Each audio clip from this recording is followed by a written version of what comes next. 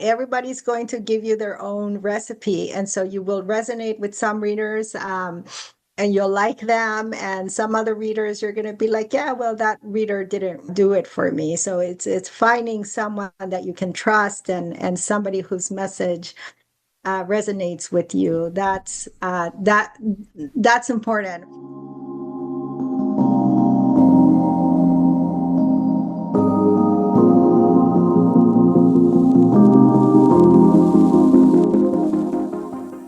Hello, everyone. I'm Kirby Valladares, and welcome to Spirit Said So.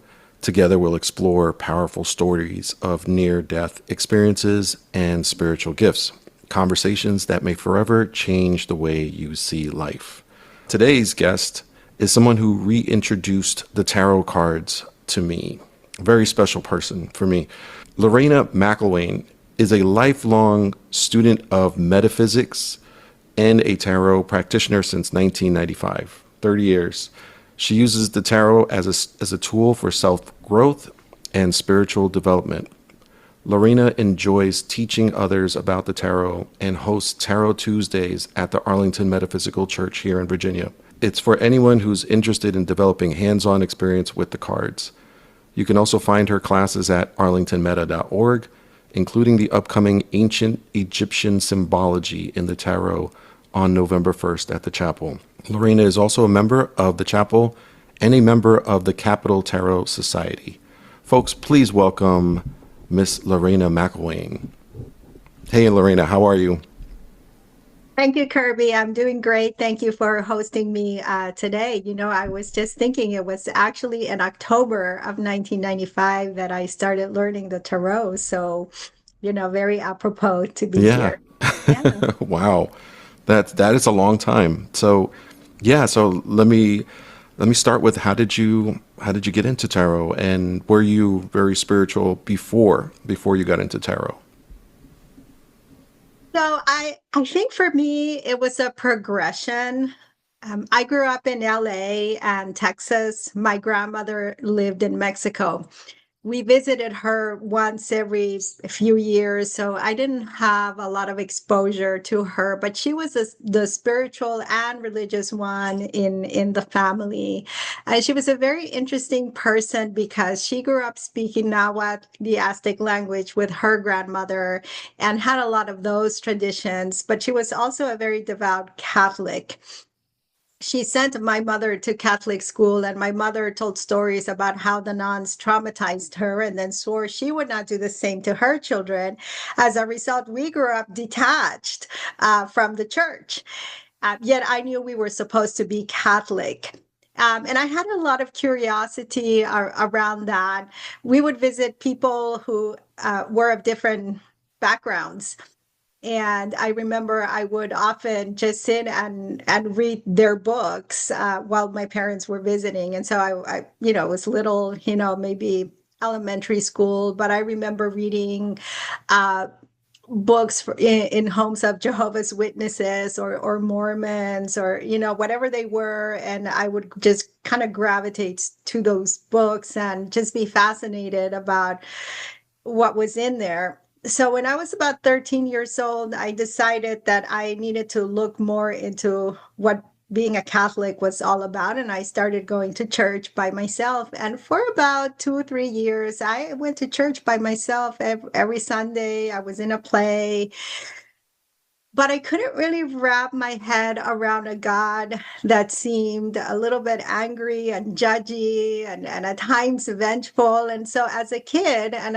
who didn't really have that formal structure, it was kind of scary. And I thought, wait, there needs to be another way to relate to spirit. And so I decided to start at the beginning. I started reading about Egyptian mythology, Greek mythology, Roman, Norse, just all kinds of things. Read the full volume of the Divine Comedy when I was 15. And so I developed an interesting perspective on spiritual matters. A lot of it through comparison. So I would pick a topic like creation of the world or creation of mankind, and then would look at these different mythologies and these different books and traditions, and see what they had in common, what they had, just differently. When I was about 15 years old, I had an Italian teacher who used the I Ching, the Chinese Book of Changes, as a self-growth tool. And I hadn't thought about spirituality and self-growth through tools, but I was really curious about it, and she agreed to teach me how to do it. I got really good at it. Then when I went to college, I was really busy and kind of got away from it. And I ended up in Pittsburgh in 1995. Did a 1 year of grad school there. So I was new to Pittsburgh, was walking around the neighborhood, and came around a metaphysical store that was in my neighborhood. And I remember, oh, this is, the tools, like the spiritual tools. And they had different classes on angels and crystals and whatever. I was just inspired to go to the tarot class. It was on Wednesday night. So while I was there going to grad school every Wednesday, I was at this bookstore learning from a couple that taught tarot, and that's how I got interested and began looking into it. When you started looking into mythology, Greek mythology, the Egyptians, what was it that really changed for you? Because you said that you were kind of conflicted, when you were going to church and you were wondering, this can't be it, right? This can't be this type of God. Well, so what changed for you at that time?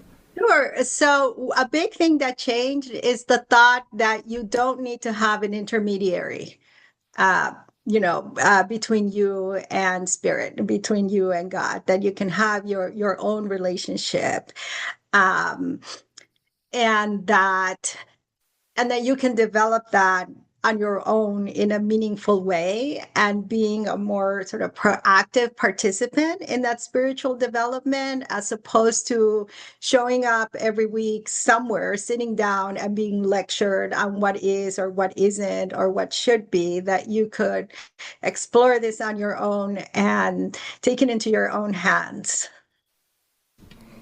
Yeah, so I'm going to ask you a little bit more about that later, but I would love to hear more about how you started taking these classes in Pittsburgh and what really kind of drew you in with the tarot.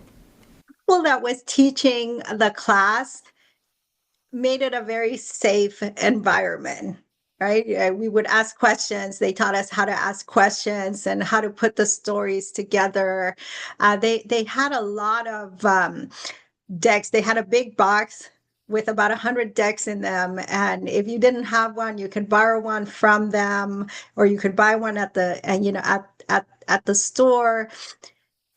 And I was just really surprised at the knowledge that we could gain through these cards, the different perspectives that it provided us, and how sometimes if we trusted in the message, we could almost be co-creators of our life. And so that was also really interesting to me, in that if I was going through a difficult situation, I had two choices. I could sit back and let life happen and just react to it, or I could ask the question, what do I need to know about this? What is the barrier? What is the best way that I can approach it?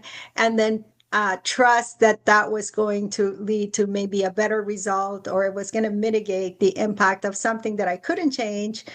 But now I'm actively, trying to influence the outcome and my experience in it, as opposed to just sitting down and letting life just pass me by.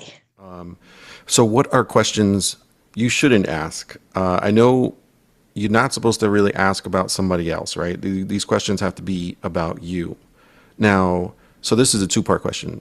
One, questions you're not supposed to ask, and then two, the reason you don't ask is because you've mentioned spirit. So, spirits really, it's your spirit guides, right, that are Well, the person that you're reading for, it's their spirit guides that you're getting the energy from. Is that correct? Right. So the spiritual guidance is for you, that you as the client. And if you're trying to ask for someone else or about someone else, think of it as a lot of static. You remember the old TVs in the 70s and the 80s where you just get all that static. That's in my experience what tends to happen. So for example, if your person cheated on you, and you come to a tarot reading and ask the question, why did my person cheat on me? We're going to get that static, right? Better questions. If you want to stay in the relationship, the question is maybe, how can I heal? How do I make this work? How do I forgive, right? If you decided that you're leaving, then the question is, what can I learn from the breakup? What should I look for in the next relationship, right? How do I navigate through this transition? Told And if my you're family that I was reading for people, with tarot cards. I immediately thought they were going to be like, "Oh, it's brujeria," that's some witchcraft there because of the devil card. Do you feel like people, that's a misconception with tarot because of that one card? I think it's a misconception, not just because of some of the imagery, which again can be a little bit scary. That's Also, true, right? depending, there's also some darker, as in they have darker colors, right? The cards, and then those can be, scarier as well. But they don't understand it. They don't necessarily know um, how they work, or who you're connecting with, or and so yeah, the whole thing can be scary to people. Just learning the deck. What's your advice for them?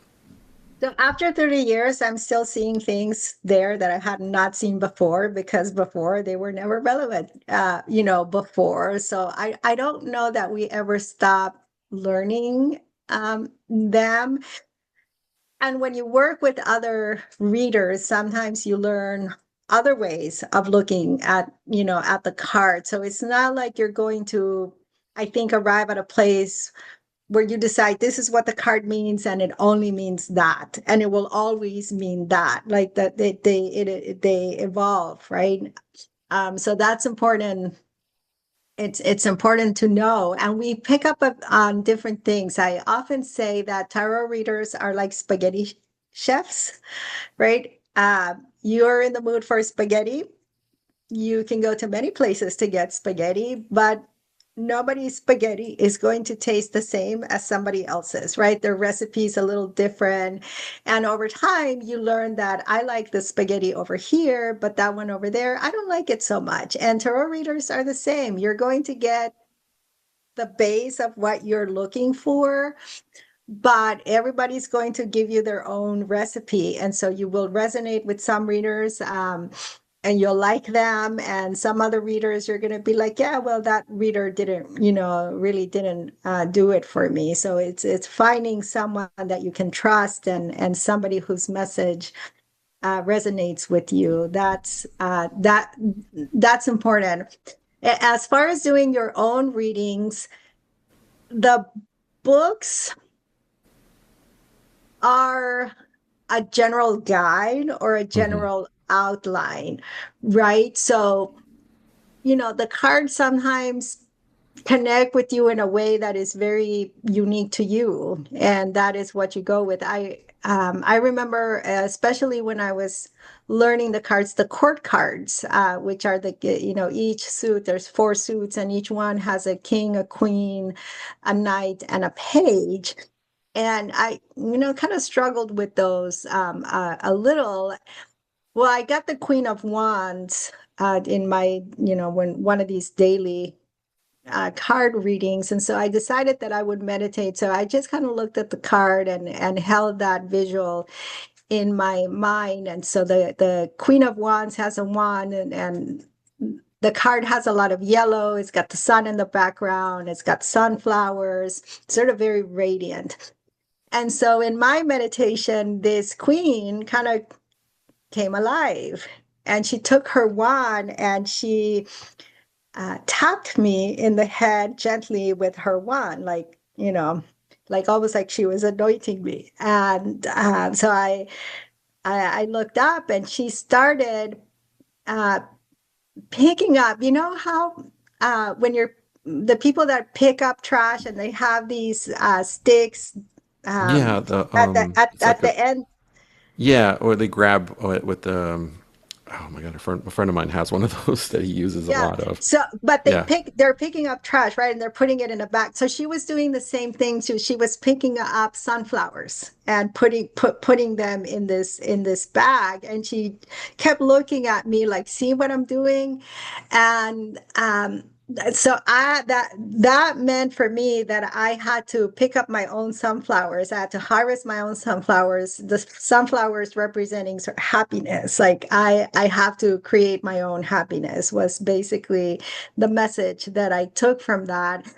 And a lot of times when this queen comes up, it comes around the context of also people needing to do that for themselves. So even though it has other meanings and it can mean other things, that particular card for me can mean that somebody needs to be doing more work to develop that self love and that self happiness.